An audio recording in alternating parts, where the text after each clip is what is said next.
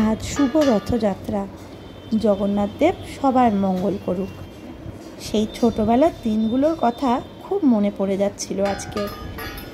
আমাদের সময় তো কত মজা হতো, কত আনন্দ হতো।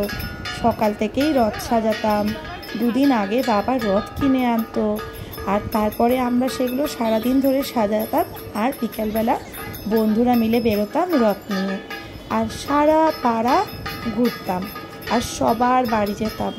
আর সন্ধেবেলা হলে বাড়িতে এসে মা পাঁপড় ভাজা করতো, আর বাবা জিলিপি কিনে নিয়ে আসতো।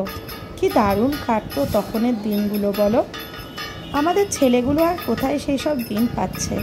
তাও ওদেরকেও ওদের মতো করে একটু করে আজকে করালাম।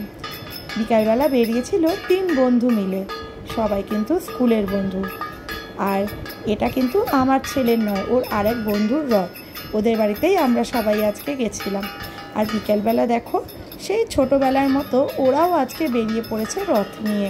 কি সুন্দর লাগছিল, সেই ছোটোবেলার কথাগুলো মনে পড়ে যাচ্ছিল।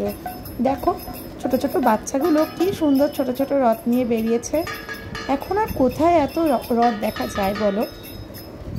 যদিও আমাদের এখানে শ্রীরামপুরে বেশ ভালোই বড় রথ হয়, কিন্তু এত ভিড় হয় যে যাওয়া যায় না। আর পুরীর রথ তো অসাধারণ, ওই টিভিতেই দেখা। তোমাদের কেমন কাটে রথের দিন অবশ্যই জানিও।